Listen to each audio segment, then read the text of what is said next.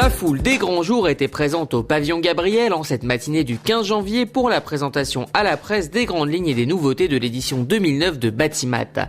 Événement attendu de tous les acteurs du secteur des métiers du bâtiment, Batimat, qui n'est autre que le plus important salon au monde consacré à la construction, investira le parc des expositions de Paris Porte de Versailles du 2 au 7 novembre prochain. Malgré la conjoncture actuelle, l'édition 2009 de Batimat s'annonce déjà comme une réussite selon les organisateurs qui ont donné au salon deux grands thèmes directeurs, comme nous l'explique Dominique Tarin, directeur de la division construction de l'organisation, qui a présenté cette conférence de presse. Cette année, nous avons en fait deux grands sujets. Tout d'abord, le thème de la rénovation durable. Vu la part que la rénovation prend dans le chiffre d'affaires de la construction, nous allons développer ce terme de la rénovation durable. Et puis nous avons un second thème très important que nous allons développer, c'est le thème de l'efficacité énergétique. Vous savez que l'efficacité énergétique est au cœur des objectifs du Grenelle de l'environnement. Batimat se doit d'être au cœur de l'actualité.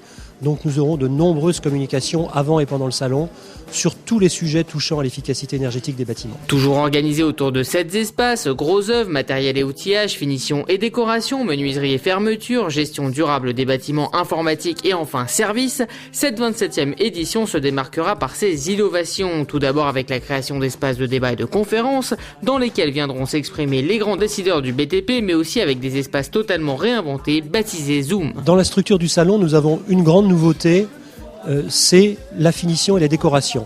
Jusqu'à présent, sur Batimat, nous avions un espace finition et décoration qui, selon les architectes, avait quelques défauts. Donc nous avons décidé de le revoir complètement, de réinventer cet espace, de l'appeler Zoom, avec une scénographie complètement différente, une approche complètement différente, et avec 3 grandes animations sur la lumière, sur la matière et sur la couleur.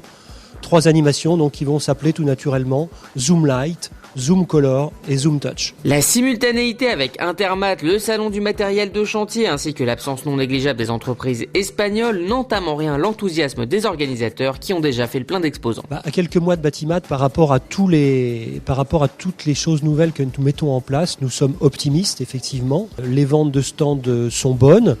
Nous sommes persuadés que les visiteurs viendront sur Batimat parce que le marché ne baisse pas autant que ça.